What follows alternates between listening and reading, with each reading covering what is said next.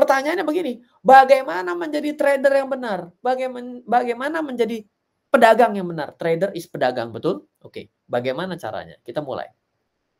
Catat 6, catat stepnya ada 6T.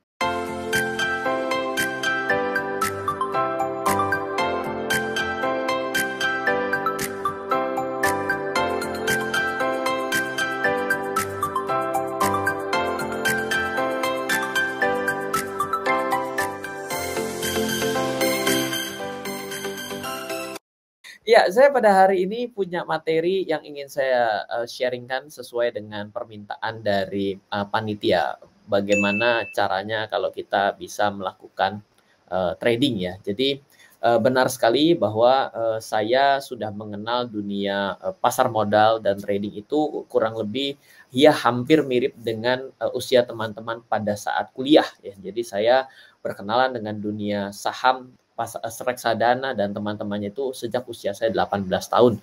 Dan pada saat itu saya benar-benar minim sekali ya, triple minoritas. Saya selalu bilang bahwa saya ini triple minoritas. Satu itu saya tidak punya ilmunya karena saya adalah sarjana seni rupa, ambil jurusan S1-nya. Kalau ditanya kenapa pilih jurusan seperti itu, karena papa saya adalah seorang seniman. Yang kedua adalah saya tidak memiliki uang, tentunya. Kenapa tidak memiliki uang? Karena saya tidak memiliki restu. Jadi papa saya tahu ketika saya pertama kali beli saham gitu ya, saya ingat sekali kalau hari ini buka rekening saham itu adalah 100.000 atau bahkan bisa gratis. Pada waktu dulu tahun 2004 ketika saya mulai membuka rekening saham itu minimum uang yang harus saya setor sebagai deposit awal 25 juta. Sedangkan membuka rekening reksadana dulu itu tidak seperti hari ini bisa dibuka dimanapun. Zaman dulu online masih online-onlinean, artinya hanya sebatas menggunakan internet dan handphone masih terbatas sekali. Pada tahun itu saya membuka rekening reksadana saya pertama kali itu di salah satu bank 40 juta. Dan sudah 40 juta, 25 juta, semangat 45 pulang ke rumah, saya diomel-omelin papa saya. Karena saya sebagai anak pasti pengen pamer dong ke orang tua ya. Jadi saya buka rekening saham. Papa saya itu kan hobi begadang karena memang seniman itu kan memang punya jam kerja yang rada-rada beda gitu ya. Jadi papa saya baru bangun sekitar jam 11, jam 12, papa saya lagi sarapan, hitungannya sarapan kita mau udah makan siang. Pada saat itu dia langsung marah sama saya sambil melotot kayak Paman Donald di komiknya gitu ya. Jual sekarang, jual. Lu jual bagaimana, rekeningnya baru jadi, saya bilang gitu ya. Dan ternyata usut punya usut karena papa saya beranggapan bahwa saham itu adalah tempat judi dan nggak jauh seperti kasino, dan tante saya salah satunya jatuh bangkrut di tahun 98. Jadi saya cukup struggling di awal mengenal dunia investasi, saham, reksadana, dan teman-temannya yang mungkin nanti kita bisa ngomong lebih jauh. Jangankan lagi namanya ngomong cryptocurrency, wah itu lebih nggak tahu kemana lagi. Nah, saya punya tema yang bagus pada siang hari ini yang ingin saya sharingkan. Mungkin teman-teman semua juga ingin mulai mengenal dunia trading. Gitu. Trading itu gampangnya adalah kalau di googling, trading adalah dagang. Jadi sebenarnya nggak ada bedanya antara teman-teman ini pergi berdagang di marketplace hari ini, si hijau, si orange, si merah, si biru, atau si apapun itu ya, itu sebenarnya sama. Bedanya adalah ketika teman-teman trading atau dagang di sini, teman-teman nggak perlu nyari pembelinya. Teman-teman nggak perlu share ke sosial media bahwa teman-teman itu lagi dagang saham. Kenapa? Karena pembeli dan penjualnya sudah ada di dalam satu tempat, yaitu di Bursa Efek Indonesia yang setiap harinya buka dari jam 9 sampai jam 4, ya kecuali hari libur nggak buka, kita sudah langsung ada di sana bisa menjual dan membeli tanpa perlu beriklan. Kan Anda nggak pernah ya, teman-teman nggak pernah dong waktu mau jual saham harus broadcast WhatsApp dulu, kan nggak ada begitu kan. Ya, itu dia yang terjadi bahwa inilah yang namanya dunia trading dalam pasar modal dan turunannya. Dan juga mungkin teman-teman bertanya cryptocurrency, iya sama gayanya juga seperti itu. Artinya sama-sama dagang, bedanya adalah kalau dagang di dalam kehidupan sehari-hari kita di si hijau, si merah, si biru, si ungu, si apapun itu, teman-teman mungkin akan ada effort untuk ngiklan. Nah, ini yang membedakan. Nah, jadi bagaimana caranya berdagang di dalam saham dan teman-temannya ini, maka ini akan saya bahas. Dan buat materi pada siang hari ini, bila teman-teman merasa membutuhkan, boleh add WhatsApp saya 0895 07 08 0789. Jangan khawatir, nanti saya akan ketikkan di chat. Jadi nggak usah repot-repot mesti screenshot, karena nanti dengan minta langsung ke saya di WhatsApp saya, nanti juga akan saya bagikan setelah saya compile jadi satu. Oke, ini dia. Ada satu pertanyaan nomor satu yang mungkin ingin saya bagikan. Karena saya sudah pergi bersama Otoritas Jasa Keuangan dari Sabang sampai Merauke di Indonesia dari tahun 2016 sampai dengan 2019. Andaikan 2020 nggak COVID, mungkin akan lanjut. Gitu. Jadi saya pergi mengedukasi masyarakat Indonesia. Dan saya mendapati beberapa bucket list pertanyaan yang bisa saya compile. Dan di antaranya nomor satu adalah, Pak, katanya yang bikin kaya itu bukan trading, tapi investasi ya. Ini ada kata-kata yang menarik gitu ya, karena ada orang yang bilang bahwa, ya siapa sih yang bisa jadi trader sukses? Nggak ada tuh. Tapi investor kali yang jadi sukses. Ada suatu pertanyaan seperti itu. Dan membuat Anda mungkin ketika nanti teman-teman mencoba untuk trading, tiba-tiba mungkin patah semangat karena mendengar kata-kata ini. Ya kalau di list ya benar juga. Kalau misalnya kita lihat orang yang terkenal di dunia, kita taunya untuk investor nomor satu dunia yang dijadikan barometer adalah Warren Buffett. Gitu ya. Dan tiba-tiba kita bilang, iya ya Warren Buffett aja nggak pernah trading. Iya, definisi tradingnya bagaimana? Justru ini yang mau kita find out. Nah, sekarang saya akan coba jawab. Pertanyaan tersebut sebenarnya mengambil konteks yang sangat mengambang. Artinya apa sih kok bisa bicara mengambang? Apa yang ngambangnya? Orang kita nggak ada kepikiran apa-apa, cuma bertanya bahwa katanya yang bisa bikin kaya itu bukannya trading ya, tapi investasi. Jadi kalau kamu para trader, orang-orang yang trading ini adalah orang-orang yang salah arah misalnya. Dan saya mau cerita ya, saya itu adalah mengenal pertama kali technical analysis, saya adalah seorang trader, tapi saya juga sebagai seorang investor. Jadi saya mau ceritakan di awal. Jadi jangan berpikir saya ini membela trading, saya tidak membela investing. Saya membela adalah uang yang bisa saya membela apapun yang bisa menghasilkan uang buat kantong saya.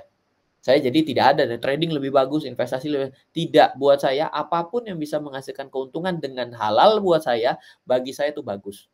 Terserah mau namanya apa gitu ya. Jadi saya bukan golongan orang-orang yang menjelekan trading dan bukan golongan orang-orang yang menjelekan investasi, mendewakan trading, itu saya bukan orang seperti itu. Saya ingin menggarisbawahi itu dulu. Nah, kenapa nih pertanyaan ini bisa mengambil konteks yang sangat mengambang? Mari kita coba-coba. Andaikan ada dua orang yang sama-sama keduanya tidak pernah salah. Boleh dong ya? Jadi ada dua orang yang sama-sama keduanya tidak pernah salah. Jadi jangan ngomong bahwa orang itu bisa salah, tapi kita berpikir ada dua orang yang sangat sempurna, dua-duanya di depan kita sama-sama tidak pernah salah, dan kita jangan ngomong saham dulu. Sebagian orang kadang-kadang kalau ngomong saham itu kadang-kadang pemahamannya bisa beda. Satu, ada orang yang bilang bahwa saham ini adalah komoditi untuk ditradingkan. Oke, nggak salah. Ada orang yang bilang bahwa saham ini adalah membeli saham, adalah membeli perusahaannya. Nggak salah juga. Ya, jadi kita tidak kita bicaranya emas dulu deh. Kan yang namanya emas itu kan segampang-gampangnya kita tahu warnanya kuning, entah bentuknya menjadi perhiasan, entah bentuknya menjadi sebuah lantakan yang kotak, yang batangan, itu kita sama-sama paham adalah itu emas. Oke. Sama-sama tidak pernah salah. Oke. Misal ada satu kejadian bahwa membeli emas di awal tahun 2019, misal ya. Dia membeli di awal tahun 2019 dan berhasil membeli di harga 1.282. Wah. Dan ternyata dia berhasil menjual di 2069. Jadi harga emas kembali menggila tanda kutip diakibatkan karena pandemi.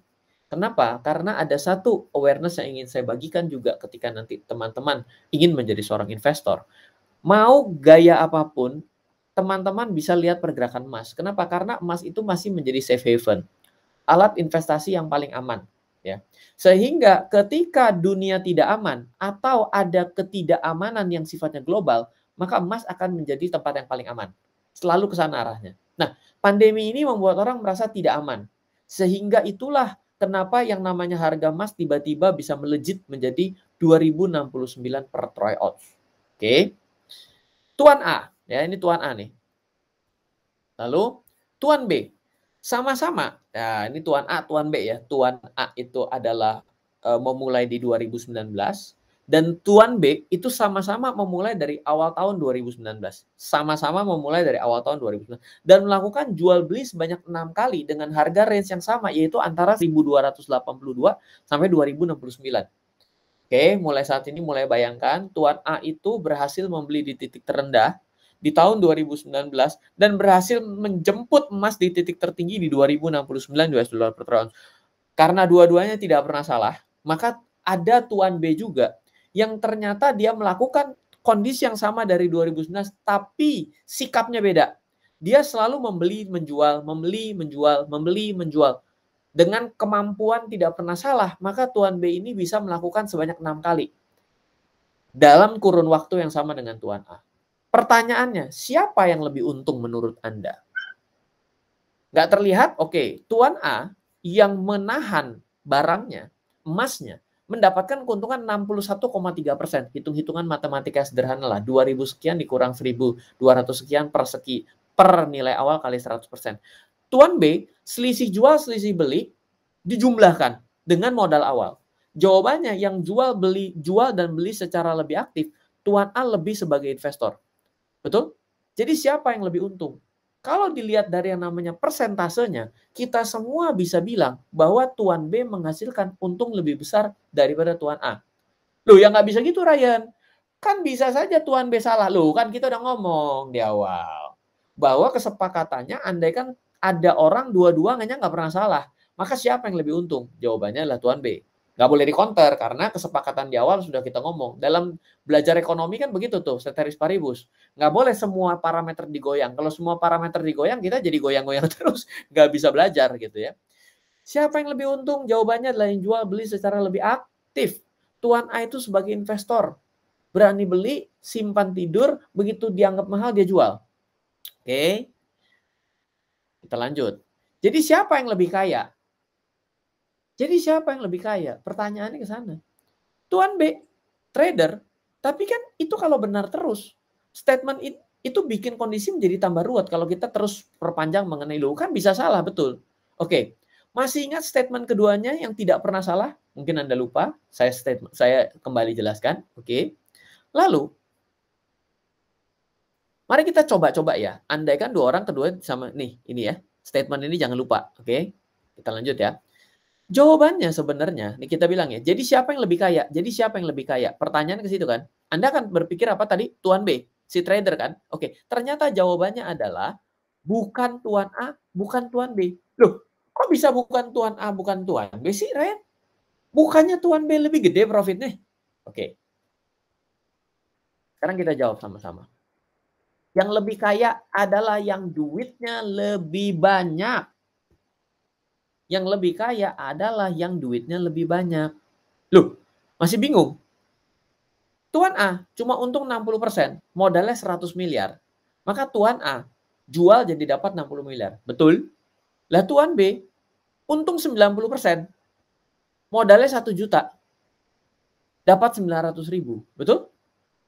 Capek pula harus benar 6 kali dan jual. 6 kali beli, 6 kali jual. Betul nggak?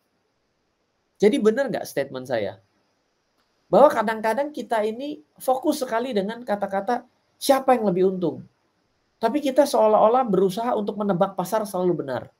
Kita bisa menebak pasar selalu benar. Padahal ada satu yang lebih penting adalah berapa uang yang kita masukkan. Jadi trading atau investasi yang bikin cepat kaya? Pertanyaannya kembali. Berapa modalnya? Waduh Ryan, saya ini kan baru kuliah, belum punya penghasilan. Betul-betul, nggak apa-apa. Kita pinggirkan dulu pernyataan selanjutnya itu.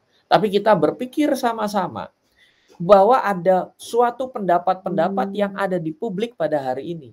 Yang kadang-kadang ketika kita telan, itu sebenarnya ketika kita pikirkan lebih jauh, jawaban apapun yang dikeluarkan ternyata bukan itu yang seharusnya kita pikirkan. Jadi kita seolah-olah gini loh, kita selalu mendapatkan pilihan. Oh ya, siapa? Siapa kan adalah si A atau si B. Ternyata jawabannya bukan si A, si B, tapi si C. Gitu loh. Jangan sampai kita selalu bergelut dengan yang seperti ini. Saya mau coba kasih suatu apa ya namanya ya, sebagai suatu sharing lah seperti itu, ya. Pertanyaannya, kalau gitu kenapa trading? Kan kita bilang, aduh, udah uang saya ternyata sedikit, ternyata Betul. juga saya ngelihat harus bener terus saya kenapa harus trading? Kan jadi turun ya. Ini jadi sebenarnya hari ini materi kita ini ngomongin trading 101 atau demotivasi terkait dengan trading gitu ya. Tapi nggak apa-apa, saya memang suka dengan membawa seperti ini. Kenapa? Biar Anda nggak bosen. Anda pasti pertama kali ketika bicara trading sudah ada di bayangan Anda, Ryan akan ngomong technical analysis kan? Saya memang orang yang suka begitu gitu. Saya tidak mau menyuguhkan apa yang orang sudah tahu. Buat apa? Mengundang saya susah-susah dan teman-teman datang di hari Sabtu mendapatkan suatu informasi yang di luar juga banyak gitu. Saya nggak mau kayak gitu. Oke? Sekarang kita balik dengan pertanyaan, kalau gitu kenapa trading? Karena modalnya kurang. Karena modalnya kurang. Jadi sebenarnya buat teman-teman yang merasa bahwa uangnya belum cukup banyak, di mana kata-kata banyak itu juga subjektif, betul nggak? Uang kita sebanyak apapun dibandingkan sama Jeff Bezos nggak ada gunanya, apalagi sama Elon Musk. Kita kayak butiran rinso, tahu? Dikucek habis. Ya kalau ketemu mereka, duit berapapun nggak ada gunanya. Ya kan? Jadi sekarang kita bicara bahwa tadi kita dibuat berpikir mengenai lebih untung mana trading dan investasi.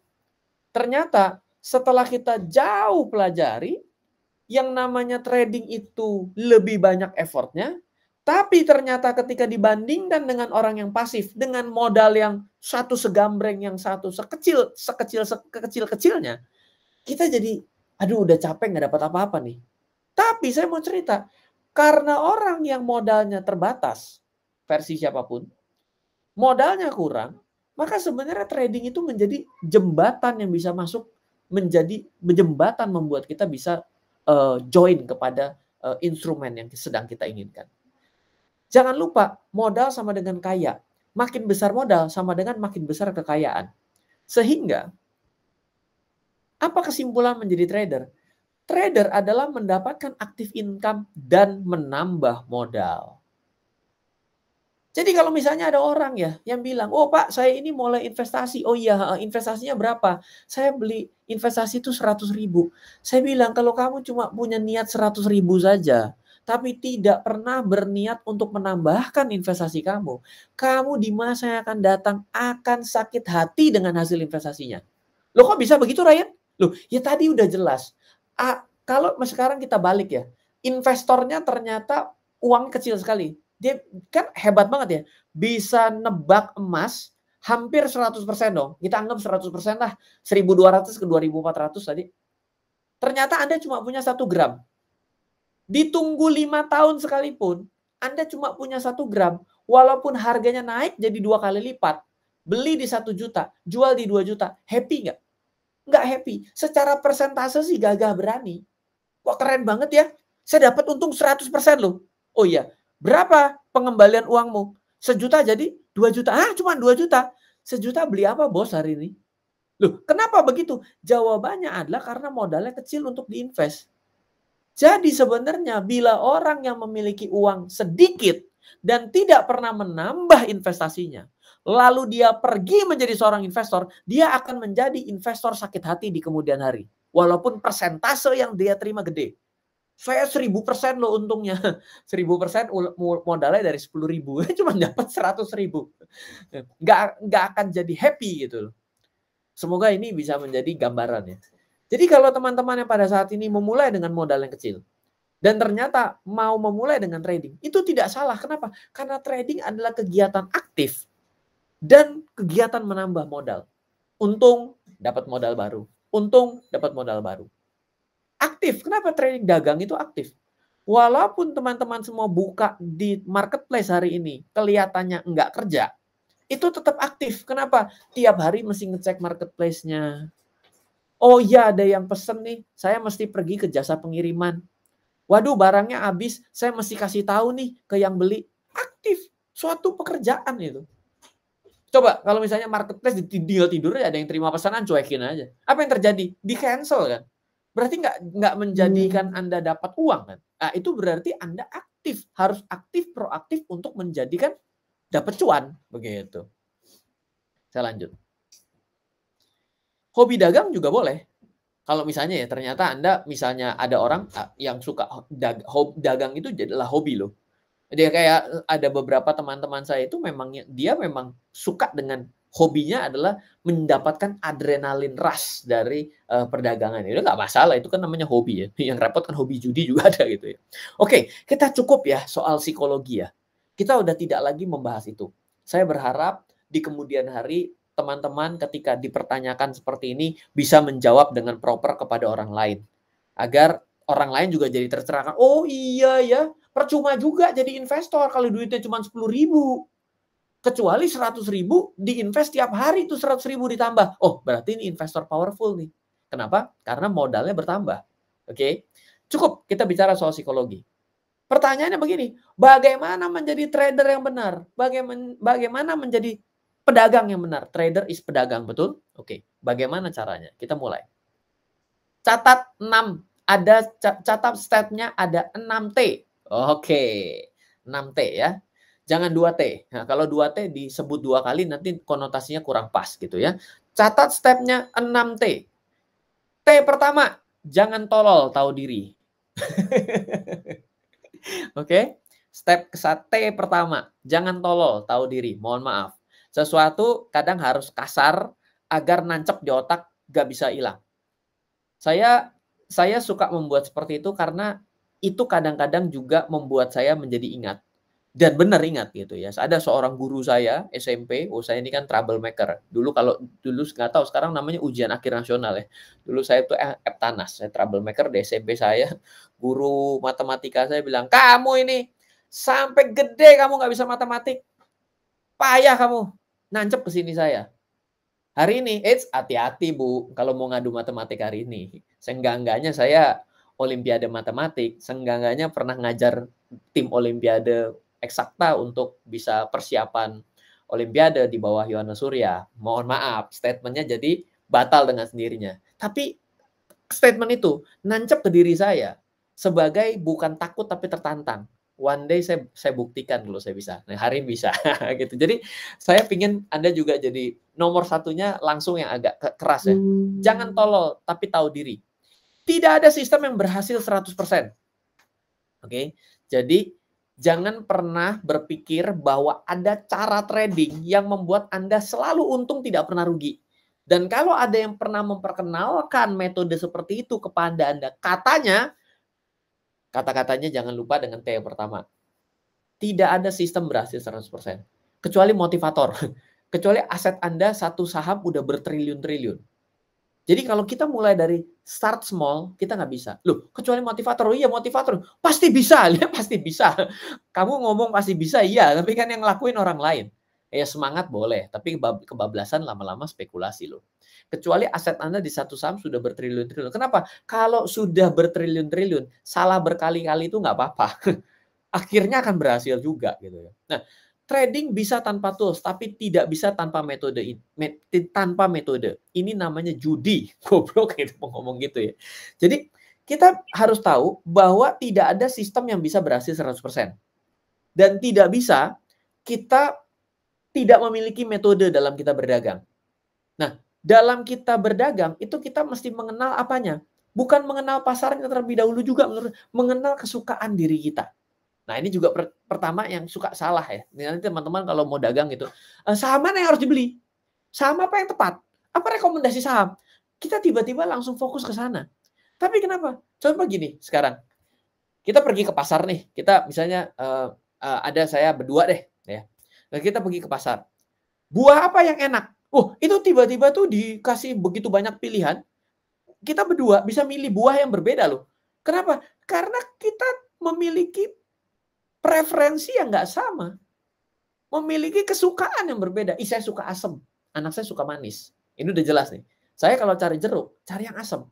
Anak saya cari jeruk yang manis. Loh, sama-sama jeruk loh. Berarti metode pemilihannya nggak akan sama nih. Saya lebih suka cari yang rada hijau. Anak saya sukanya yang merah. Wah, pokoknya manis. Kita udah beda loh. Jadi yang pertama kali, ketika kita sadar, kita trading bisa tanpa alat. Tapi tidak bisa memilih tanpa metode. Nggak boleh. kita sama-sama mesti mengetahui metode awalnya. Jangan ikut rekomendasi kalau baru pertama. Yang penting belajar. Ingat, pertama kali itu pentingnya adalah belajar dulu. Jangan ikut rekomendasi, mau bayar, mau gratis, tetap bisa salah. Makin gratis, makin banyak agenda di belakangnya. Jadi kalau teman-teman dikasih gratisan, bisa jadi banyak agenda di belakangnya. Ya dikasih enaknya dulu. Oke? Kok bisa begitu? Ya percaya deh. Ketika teman-teman membayar, teman-teman tuh lebih jelas. Tapi ketika gratis, ini mau dibawa kemana nih nanti ujung ini? Mau kemana nih? Lebih banyak hal yang kita nggak tahu. Kenapa? Karena udah gratis ya. Situ ikut aja deh. Tinggal kita mau dibawa kemana. Jadi penting nih untuk T yang pertama. Tidak ada sistem yang 100% berhasil, tapi tidak bisa tanpa tools, tapi nggak boleh tanpa metode. Kenapa tanpa metode? Metodenya apa? Oh, ngikutin orang. Oh, itu bukan metode itu ya. Jangan ikut rekomendasi. Mau bayar, mau gratis, bisa salah. Makin gratis, makin Anda harus curiga. Oke? Itu yang pertama. Nanti kita lanjutkan, nggak apa-apa. Pilih saham yang ramai diperdagangkan. Ini yang penting. Metode nih contohnya. Namanya pedagang. Kalau yang sepi di perdagangan jualan mana laku. Banyak orang yang bilang gini, oh Ryan, saya itu beli saham blue chip. Ya, dia ngomongnya blue chip. Itu untungnya kecil. Loh ya iya, untungnya kecil. Untung besar kecil ya kalau uang kamu 100.000 ya kecil. Betul nggak? 100.000 belum tentu dapat saham blue chip yang dimaksud. Tapi ketika uangnya banyak, mau persentasenya kecil pun tetap dapat untung, dapat tetap berasa. Ya masih ingat gak yang tadi tuh? Modalnya 100.000, modalnya 1 juta, ditunggu 5 tahun, return 100%, cuma jadi 2 juta. Happy nggak? Nggak happy. Kenapa? Karena uangnya sedikit. Nah, bicara mengenai saham, kalau menurut saya, saham yang baik dan benar untuk Anda mulai, yang buat teman-teman mulai, adalah metodenya mencari saham yang ramai diperdagangkan. Ramai harus bagus. Nih, LQ45 selama 10 tahun. Contohnya, ini adalah saham yang selalu saya gunakan. Saya tidak pernah bergeser dari LQ45 10 tahun. Loh, Ryan kan dari 740. Iya, nggak apa-apa. Dengan saya men-screening dari LQ45, saya sudah dipilihkan secara selektif sekali. Ini seperti rekomendasi versi Bursa Efek Indonesia loh. Yang namanya rekomendasi saham kan nggak boleh tuh. Ya, apalagi dijual. Itu kan mesti punya izin tuh penasihat investasi. Dengan kita ngikutin LQ45, apalagi di 10 tahun kan, itu seperti mendapatkan rekomendasi saham versi Bursa Efek Indonesia. Sadar nggak? Berarti itu kan yang terbukti bagus versi mereka. Datanya sudah jelas, mereka yang meng-compile. Jadi ini menjadi suatu strategi yang baik buat kita memulai perdagangan.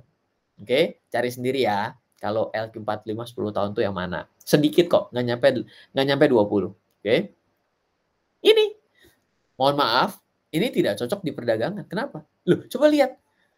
Pergerakan chartnya ini tiba-tiba naik, turun.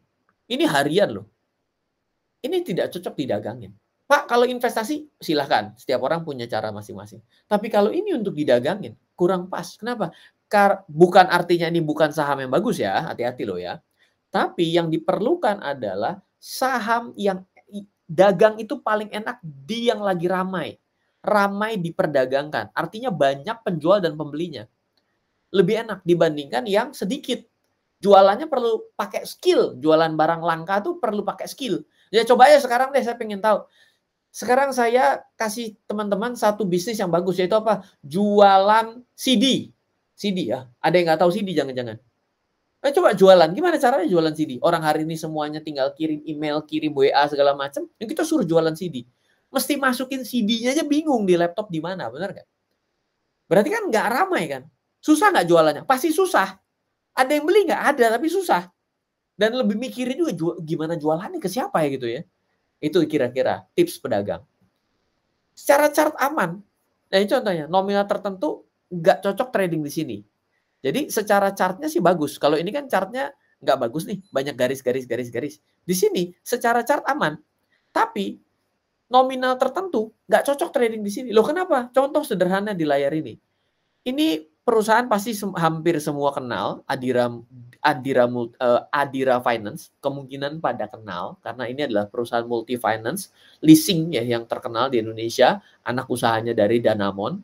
Ingat, semua yang disebut bukan rekomendasi tapi studi, oke? Pencet tombol buy, tombol sell tidak mempengaruhi keuntungan buat saya. Jadi kalau Anda pencet buy, pencet sell itu karena urusan Anda, oke? Sekarang saya ulang, secara chartnya bagus, tapi nominal tertentu nggak cocok trading di sini. Loh kok maksudnya apa, Ren? Coba lihat. Ini turnover satu hari cuma 237 juta. Transaksi per hari cuma 33. Chartnya lumayan rapi. Tapi kalau kita masuk 1 miliar, wah repot. Untuk bisa keluar dari saham ini secara rata-rata berarti perlu 4 tahun. Lama toh? 4 tahun, 4 hari. Nah, kita ngomongnya udah tahun aja nih. 4 hari. Jadi akan berbeda pilihan saham, semakin banyak uang yang kita miliki akan berbeda.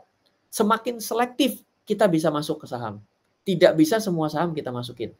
Pak, ya kalau buat orang yang golongan 1 juta rupiah aman masuk sini. 1 juta rupiah mah masuk keluarnya cespleng enak gitu ya. Tapi kalau misalnya ternyata uangnya sudah 1 miliar, ya ini secara chart aman, namun nominal tertentu nggak selalu cocok trading di tempat ini. Ini cuma contoh, oke? Tools. Tidak ada satupun trader di dunia yang tidak menggunakan tools teknikal. Trader, jangan lupa, oke? Tidak ada tools yang maha sakti tanpa salah. Ingat pertama, jangan tolol. Mulailah mengeksplorasi tools. Oke. Jadi kita perlu punya tools yang kita anggap nyaman untuk membantu kita. Tools bukan menjadi alat dewa tapi alat bantu. Ya, jangan dibalik gitu ya. Karena banyak orang yang sekarang sangat tergantung dengan tools. Gitu loh. Cari pedang terbaik. Ya percuma kalau nggak bisa mainin pedang, mau pedang paling tajam bukan nebas orang, malah nebas diri sendiri. Tools itu kan pedang gitu ya. Jadi ketika kita punya pedang yang bagus, kitanya nggak bisa pakai pedang, percuma itu. Ya. Tapi orang yang nggak pakai pedang karena ilmu bela dirinya bagus, aman gitu ya. Itu kira-kira analoginya. Checklist. Nah, ini dia. Bagi teman-teman semua yang juga berpikir untuk terkait dengan tools, sebenarnya kita bisa melihat dengan beberapa checklist sederhana. Buat skill kita. Pertama, kita bisa menentukan support dan resisten. Support itu apa, Ryan? Support itu adalah harga yang murah. Murah, mahal itu adalah yang disebut resisten. Itu adalah murah dan mahal secara gampang, maka disebut support dan resisten. Nah, untuk bisa menentukan support dan resisten, itu juga harus bisa menentukan time frame-nya. Kenapa? Karena murah dan mahal dalam 1 hari, murah dan mahal dalam waktu 1 minggu, murah dan mahal untuk 1 bulan, murah dan mahal untuk 1 tahun, beda, betul nggak? Nah, berarti menentukan kemampuan murah dan mahal atau support dan resisten juga harus ditandai dengan keberanian menentukan time frame. Ryan, time frame berapa yang cocok buat saya? Nah, pertanyaannya suka ke sini. Saya ulang nih, saya sering sharing ini di channel, di mana-mana lah saya diundang, saya selalu ngomong. Saya penganut aliran aksi reaksi. Kalau saya berkenan untuk memegang saham ini 1 bulan, maka setidak-tidaknya time frame yang saya pelajari 1 bulan ke belakang. Oke? Ini penting. Kalau saya ini ingin memegang saham 1 minggu, maka sekurang-kurangnya time frame yang saya akan kuasai adalah 1 minggu ke belakang. Fair dong, kan kayak hukum Newton gitu ya. Bisa menentukan resiko, bisa menentukan target profit. Saya ngomong resiko dulu loh, baru target profit. Kita bilang, oh kalau ternyata dia turun lagi, saya mesti udahan nih. Analisa saya salah. Kenapa? Karena semua orang bisa salah. Bisa menentukan target profit. Target profit adalah kalau naik segini saya jual. Banyak orang tiap kali turun takut, kalau naik serakah. Akhirnya apa? Belum sempat dijual, udah rugi duluan. Sama, belum sempat dijual pas turun, dia takut untuk naik. Dia akhirnya malah turun tambah dalam. Jadi 4 checklist ini tuh sebenarnya sederhana, tapi susah diterapkan. Kenapa? Karena kadang-kadang kita bermain dengan ketakutan dan keserakahan. Oh, saya ini beli saham, contohnya BCA. Untuk dipegang 1 minggu. Wah, rencananya udah jelas. Betul nggak? Ini harga yang murah pada minggu ini. Dibeli, seret. Begitu turun, wah kok turun ya? Wah, harusnya dijual nih. Ini udah tidak sesuai dengan strategi trading saya. Tapi kan BCA, perusahaan besar, satpamnya aja memiliki apresiasi tingkat nasional kemarin. Loh, ini ngomong tiba-tiba gaya seorang investor. Ini kan jadi ngaco kan? Yaudah deh saya tahan, turun, makin turun, makin turun, makin turun, akhirnya nyangsang. Sama juga, wah ini udah bagus nih sahamnya Astra, naik mahal. Wah ini kayaknya masih punya prospek nih, penjualan mobil menjadi banyak. Lah kok tiba-tiba ngomongin laporan keuangan? Kita lagi ngomong harga saham, ngomongin laporan keuangan. Produksi mobil jadi banyak, terus apa hubungannya sama harga saham? Itu yang namanya produksi mobil itu menanti untung dan rugi perusahaan. Untung rugi perusahaan itu bicaranya mengenai biaya perusahaan, biaya gaji, biaya operasional, ada hutang, bayar biaya bunga, rugi selisih kurs, panjang. Kok jadi ngomongnya kayak investor? Akhirnya apa? Bingung, nggak dijual-jual. Begitu turun, aduh sayang ya kemarin saya mestinya jual. Udah lewat. Kalau misalnya datang duluan namanya pendaftaran, bukan penyesalan, bener nggak? Jadi checklist sederhananya sebenarnya adalah berbicara mengenai tools oke deh. Nggak masalah, tools memang penting. Tapi lain daripada tools harus ada checklist yang harus kita kuasai. Yes. Oke? Yes, saya didukung nih berarti statement saya barusan sama Mas siapa tadi? Oke.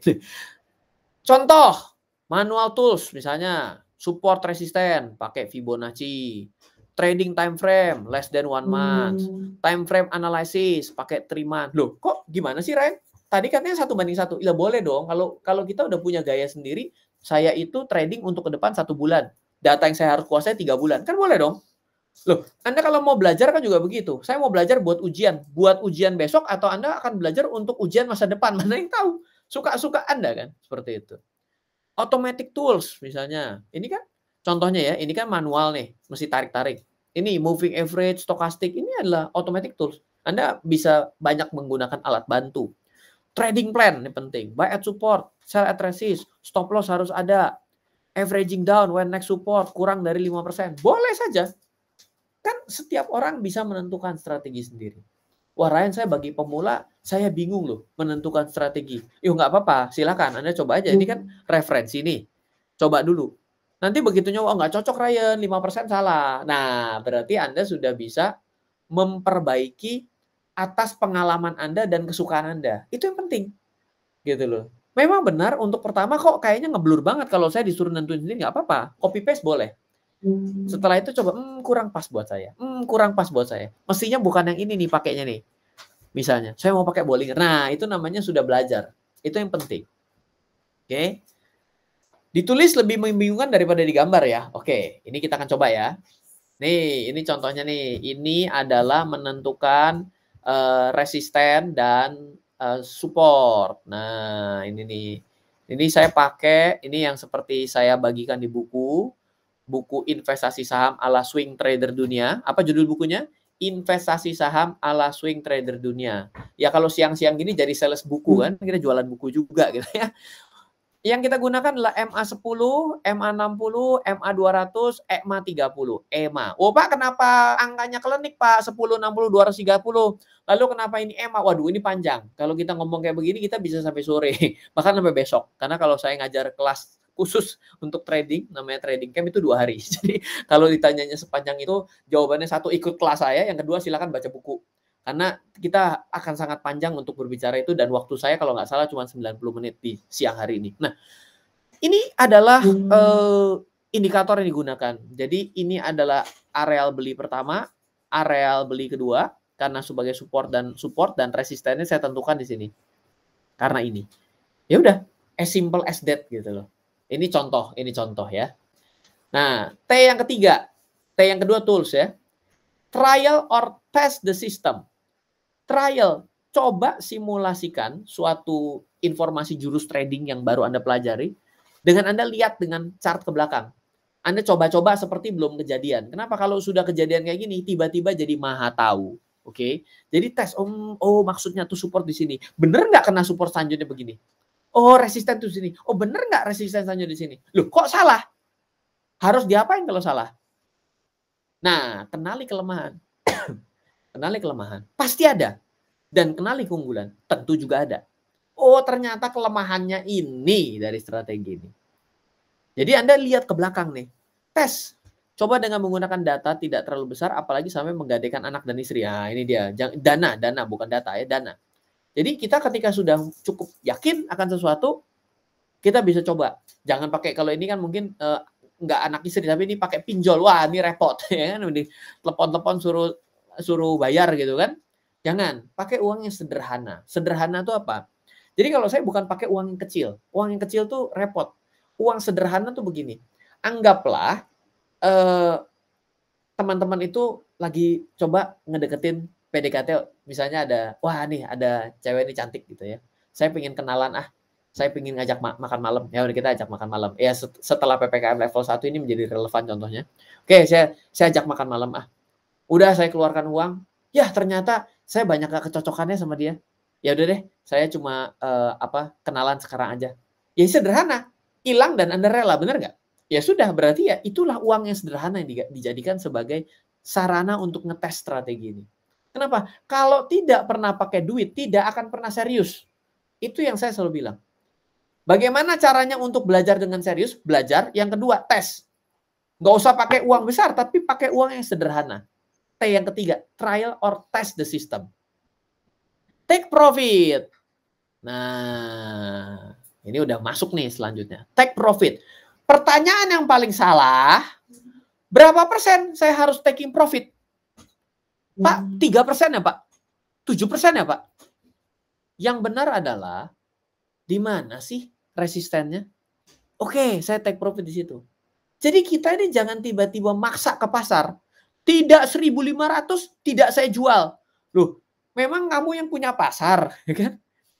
Gak bisa, yang bisa jualan begitu cuma developer properti, hari Senin naik gitu. Tapi kalau orang sehari-hari tanya, ya di pasar bisa kasih berapa peluangnya? Berapa pasar bisa ngambil barang ini terjual? Kan kita harus begitu. Coba sekarang Anda membuka toko di marketplace, di marketplace ya hari ini.